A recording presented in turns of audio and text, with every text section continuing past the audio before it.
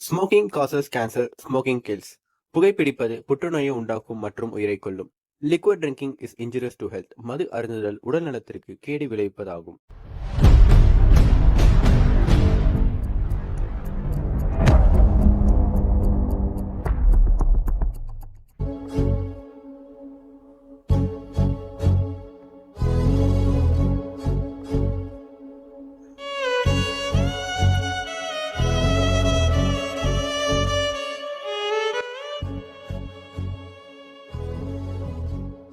யாருன்னா குடுப்பிட்டு இங்க படுத்துக்கிட்டு இருக்கான்?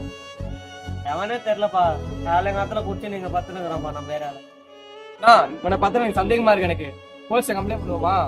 இருங்க, இப்பயே பண்ணுவோம். இவன் ஊருக்கு போலையா? உங்களுக்கு தெரிஞ்சவரா?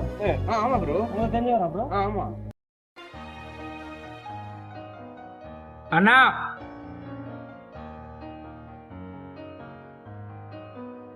நான் என் பேர் குமார், திருச்சிலேருந்து வந்திருக்கேன். 12வது வரைக்கும் முடிச்சிருக்கேன். உங்க கல்ல தான் வேலை கிடைக்குமா? ஏன்பா காலேஜ் போய் படிக்க வேண்டியதானே? இல்லைண்ணா, எனக்கு படிப்பு ஏறல. வீட்டில் படிப்படின்றாங்க. அதனால வீட்டிலேருந்து வந்துட்டேண்ணா. சென்னையிலே எதனா வேலை கிடைக்கும் நிறைய பேர் சொன்னாங்க. அதனால தானே வந்தேன். மூணு பேர் தான்ப்பா 10வது வரைக்கும் எனக்கு அவளை படிக்க ஏறல. நான் இங்க படிக்க ரொம்ப ஆசையா இருக்கு. பக்கத்துல தான் தாண்டி நிறைய பேர் போவாங்க வருவாங்க. ஆஃபீஸ் காலேஜ் படி, நல்லா படி. கருத்து நான் ஞானி இல்லப்பா. எடுத்து போயிட்டப்பா. போய் படி. சரி, நான் வரேன். தம்பி பரவாயில்லண்ணா, எனக்கு அதெல்லாம் வேணாண்ணா. அண்ணா வேணாண்ணா. சரி, தேங்க்ஸ்ண்ணா. ஓ அப்படியா ப்ரோ? அப்பவே இந்த ஊருக்கு போகாம இருக்கா? இன்னும் கிடைக்கல.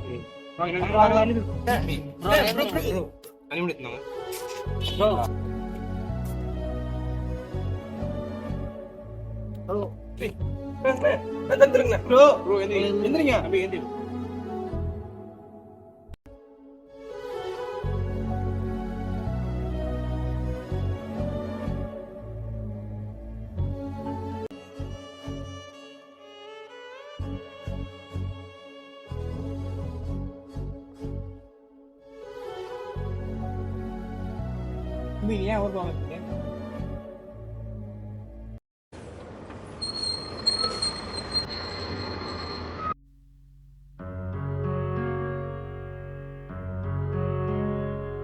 நான் நீங்க சொன்னதுக்கு அப்புறம் சரி ஊருக்கு போன பஸ் ஸ்டாண்டுக்கு போனேன். பார்த்தா தாகமா இருந்தது. சரி தண்ணி குடிக்கலான்னு பாட்டில் எடுத்து பார்த்தா தண்ணியே இல்லை. சரி பக்கத்துல என்ன குளம் இருக்கும்னு நினைச்சு போனேன்.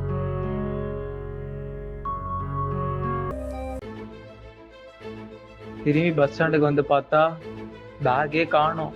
சரி பக்கத்துல இருக்கவங்க எல்லாருக்கிட்டையும் கேட்டேன். பார்த்தா யாருக்குமே தெரியாதுன்ட்டாங்க.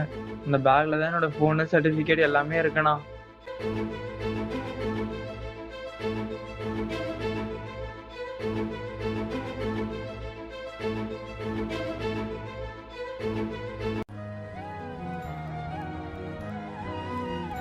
பேக் தேடிட்டு ரோடா வந்தேன்.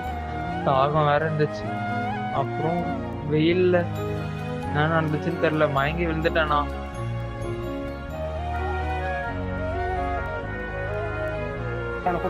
ஒரு நிமிஷம் இருங்க தம்பி. சாரிடா, அப்பா நான் சாரி ப்ரோ. நீங்க கீழே வந்ததை பார்த்துட்டு நீங்க குடிசா பண்ணி நினைச்சு தப்பா நினைச்சிட்டேன். ஆனா இப்பதான் புரிஞ்சு உங்க நிலைமை. ஒருவரை வெளிப்படையாக பார்த்து தீர்ப்பிடாதீர்கள். அவரின் கதையை அறியாமல் குறை கூற வேண்டாம். ஒவ்வொரு விழிதிலும் உண்மை ஒளிந்திருக்கிறது.